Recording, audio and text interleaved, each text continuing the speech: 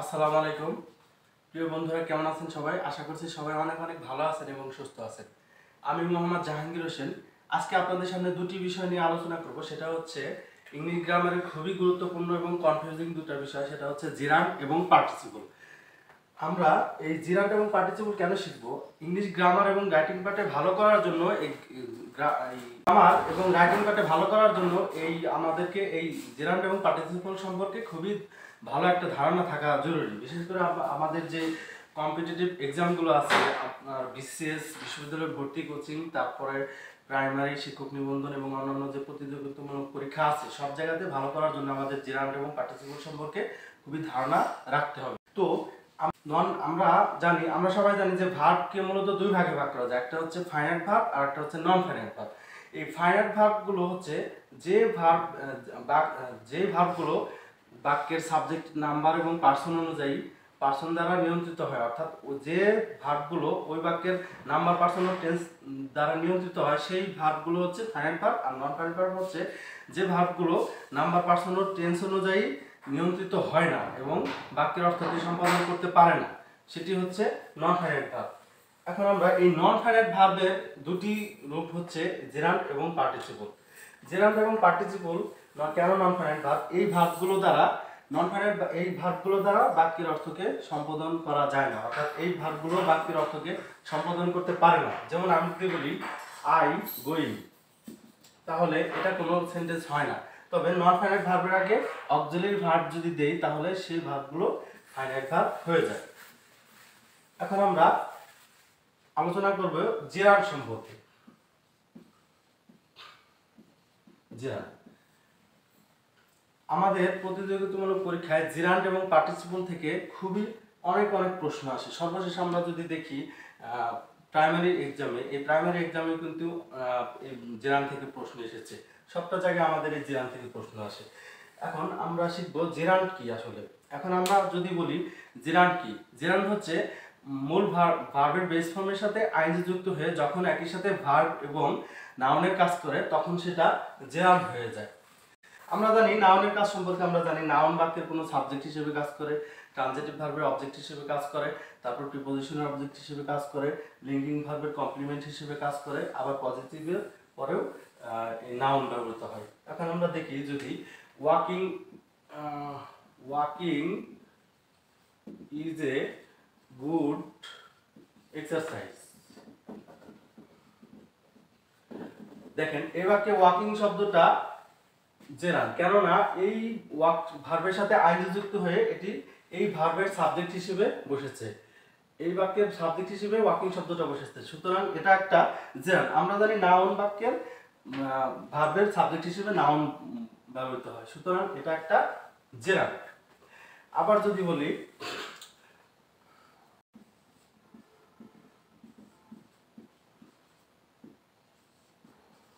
I am fond of singing, এখানে দেখেন preposition, আমরা জানি প্রিপোজিশনের পরে নাউন বসে, সুতরাং এই যে প্রিপোজিশন, এই প্রিপোজিশনের অবজেক্ট হিসেবে এই সিঙ্গিং শব্দটা বসছে। সিঙ্গিং শব্দটা মূলত এটা জেরান্ড, কেননা প্রিপোজিশনের পরে নাউন বসে এবং সিঙ্গিং শব্দটা নাউনের মতো বাক্যে ব্যবহৃত হয়েছে, সুতরাং এটা একটা জেরান্ড। আবার হি এনজয়েড প্লেইং ক্রিকেট। এখন দেখেন এই এনজয়েড ভার্বটি মূলত একটা ট্রানজিটিভ ভার্ব। এই ভার্বের অবজেক্ট হিসেবে প্লেইং শব্দটা বসেছে। হি এনজয়েড প্লেইং, সে উপভোগ করেছিল কি? প্লেইং। তাহলে প্লেইং শব্দটা এই ভার্বের অবজেক্ট হিসেবে বসেছে এবং এটা নাউন হিসেবে কাজ করে, সুতরাং এই প্লেইং শব্দটা হচ্ছে জেরান্ড। আবার যদি বলি মাই ফেভারিট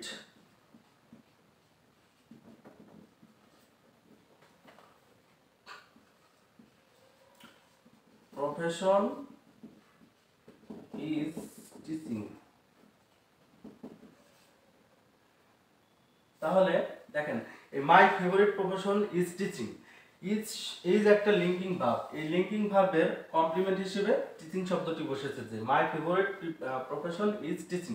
টিচিং শব্দটি এই লিঙ্কিং ভার্বের কমপ্লিমেন্ট হিসেবে বসেছে এবং এটা বাক্যের এটা একটা কমপ্লিমেন্ট, অর্থাৎ এটা একটা জেরান্ড। এই বাক্যের টিচিং শব্দটা কি?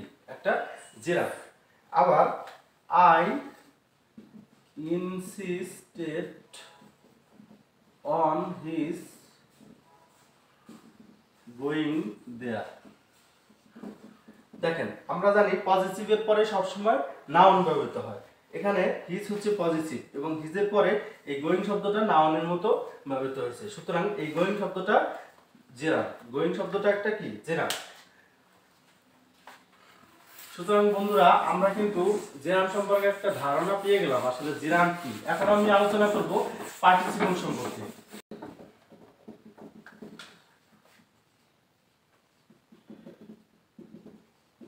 পার্টিসিপল মনে রাখবেন, পার্টিসিপল হচ্ছে ভার্বের বেস ফর্মের সাথে যখন আইএনজি যুক্ত হয়ে একই সাথে ভার্ব এবং অ্যাডজেক্টিভের কাজ করে তখন সেটা পার্টিসিপল হয়।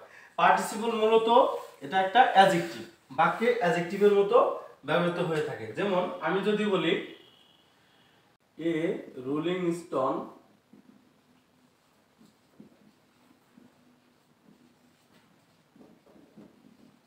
gathers no moss, a rolling stone gathers no moss। এই বাক্যে রোলিং শব্দটা ভার্বের সাথে আইএনজি যুক্ত হয়ে রোলিং হয়েছে এবং স্টোন ভার্বকে স্টোন নাউনকে মডিফাই করছে, সুতরাং এই রোলিং শব্দটা কি পার্টিসিপল। এটা পার্টিসিপল কেননা এই আমরা জানি যে ওয়ার্ডটি অন্য নাউন বা প্রোনাউনের দোষ গুণ অবস্থা সংখ্যা পরিমাণ নির্দেশ করে সেটি কি অ্যাডজেক্টিভ হয়ে যায়। সুতরাং এই যে স্টোনের একটা অবস্থাকে নির্দেশ করে, স্টোনটা কিরকম রোলিং। আমরা কেমন বা কিরকম দ্বারা প্রশ্ন করলে কিন্তু আমরা কি উত্তর কি পেয়ে যাই অ্যাডজেক্টিভ পেয়ে যাই। এই স্টোনটা যদি আমি প্রশ্ন করি যে কেমন, তাহলে রোলিং, অর্থাৎ এই স্টোনের একটা অবস্থাকে নির্দেশ করছে যে গরন্ত পাথরে শ্যাওলা জন্মে না, সুতরাং এই রোলিং শব্দটা কি হবে অবশ্যই সেটা পার্টিসিপল হবে এটা। তারপরে আমি যদি বলি I saw A flying bird. দেখেন এখানে I saw A flying bird, এই ফ্লাইং শব্দটা কিন্তু এই বার্ডকে মডিফাই করতেছে, কেননা আমি একটি উড়ন্ত পাখিকে দেখলাম, পাখিটি কেমন ফ্লাই, তাহলে ফ্লাইং শব্দটা ভার্বের সাথে আইএনজি যুক্ত হয়ে এই ভার্বকে মডিফাই করছে, সুতরাং এটা একটা পার্টিসিপল, একই সাথে ভার্ব এবং অ্যাডজেক্টিভ উভয়েরই কাজ করতেছে। এখন আমরা দেখব বন্ধুরা যে আমরা বিভিন্ন প্রতিযোগিতামূলক পরীক্ষায় বিভিন্ন ধরনের সমস্যার সম্মুখীন হই যে এটা আসলে পার্টিসিপল এবং জিরান দুটোই ভার্বের সাথে আইএনজি যুক্ত হয়ে গঠিত হয়। এখন কোনটা যে আসলে পার্টিসিপল হবে আর কোনটাই বা জেরাম হবে এটা আমরা আইডেন্টিফাই করতে অনেক সমস্যার সম্মুখীন হয়। এখন আমরা আলোচনা করব কিভাবে আসলে, যেমন আমি যদি লিখি আই স এ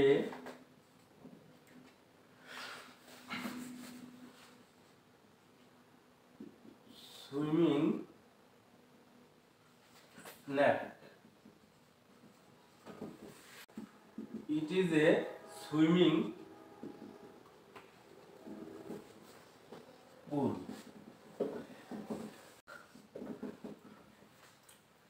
দেখেন আমরা এখানে লিখেছি সুইমিং স্ন্যাক। দেখেন এখানে যদি সুইমিং, আমি যদি প্রশ্ন করি যে স্ন্যাকটা কিরকম কি অবস্থায় আছে, তাহলে সুইমিং অবস্থায় আছে, তাহলে এই সুইমিংটা স্ন্যাককে মডিফাই করছে, সুতরাং এই সুইমিংটা কি এখানে পার্টিসিপল, কেননা এটা অ্যাডজেক্টিভের মতো কাজ করছে। আবার এখানে যদি আমি প্রশ্ন করি যে সুইমিং পুল, এই সুইমিং দ্বারা পুলের কিন্তু কোনো অবস্থাকে নির্দেশ করে না, ঠিক আছে, যে এই পুলটা কিরকম সুইমিং এরকম কিন্তু প্রশ্ন করা যায় না। আবার যদি বলা হয় যে এই সুতরাং এই সুইমিং দ্বারা পুলের কোনো অবস্থাকে নির্দেশ করে না, সুতরাং এর জন্য এটা কি জিরান, এটা কি হবে জিরান, কিন্তু এটা কিন্তু পার্টিসিপল হবে, কেননা সুইমিং দ্বারা স্ন্যাকের একটা অবস্থাকে নির্দেশ করে। আমরা কিন্তু দুইভাবে বিষয়টা মনে রাখতে পারি যে এই স্ন্যাককে মডিফাই করছে সুইমিং, আবার এখানে কিন্তু মডিফাই করে না, অর্থাৎ এটা দ্বারা যদি মডিফাই করে তাহলে সেটা পার্টিসিপল হয়ে যায়, আর সুইমিং এটা সুইমিং শব্দটি যেহেতু পুলকে মডিফাই করতেছে না, সুতরাং এটা জেরাম। আবার এভাবে মনে রাখতে পারি যে এই শব্দটি দ্বারা যদি আমরা কন্টিনিউয়াস টেন্স তৈরি করতে পারি তাহলে সেটা পার্টিসিপল, আর কন্টিনিউয়াস টেন্স যদি না হয় তাহলে সেটা জেরাম হবে। যেমন আমি লিখতে পারি যে এ স্ন্যাক ইজ সুইমিং, কিন্তু আমি লিখতে পারি না যে এ পুল ইজ সুইমিং। এভাবে কিন্তু সেন্টেন্স হয় না, অর্থাৎ এই শব্দটি পরে বিভাগযুক্ত করে যদি কন্টিনিউয়াস টেন্স তৈরি করতে পারি তাহলে সেটা পার্টিসিপল হবে, আর কন্টিনিউয়াস টেন্স না হলে সেটা কি হবে, সেটা জেরান্ড হবে। একইভাবে এখানে স্লিপিং দ্বারা রুমের কোনো অবস্থাকে নির্দেশ করে না, যে রুমটা কিরকম এরকম বলা যায় না কিন্তু। আবার রুমের পরে যদি আমি এই ভার্বটি ব্যবহার করি তাহলে সেটা সেন্টেন্স হয় না, যেমন room is sleeping, A room is sleeping এরকম হয় না, ঠিক আছে। সুতরাং এটা একটা জিরান, কিন্তু এটা এটা কিন্তু আমি বলতে পারি যে a dog is sleeping, continuous tense তৈরি করা যায়। সুতরাং এটা একটা কি, এটা হচ্ছে একটা পার্টিসিপল। আবার যদি আমি বলি যে কুকুরটি কেমন, কি অবস্থায় আছে, তাহলে স্লিপিং অবস্থায় আছে এরকম উত্তর পেয়ে যাই আমরা। তাহলে এই স্লিপিং শব্দটি ডগকে মডিফাই করছে, কিন্তু এই স্লিপিং রুমকে কোনো মডিফাই করছে না। সুতরাং এটা একটা জিরান, আর এটা হচ্ছে কি, এটা পার্টিসিপল। আবার আর একটা एग्जांपल যদি আমি দেখি যে I saw a man going to market, আমি একটি লোককে বাজারে যাওয়া দেখলাম, ঠিক আছে। এখন এই গোয়িং দ্বারা কিন্তু এ ম্যানের অবস্থাকে নির্দেশ করছে, লোকটি যাওয়া অবস্থায় আছে, ঠিক আছে, লোকটি যাওয়া অবস্থায় আছে। সুতরাং এই গোয়িং শব্দটা ম্যানকে মডিফাই করছে, এই কারণে এটা একটা পার্টিসিপল, এটা কিন্তু কোনো জেরান্ড হবে না।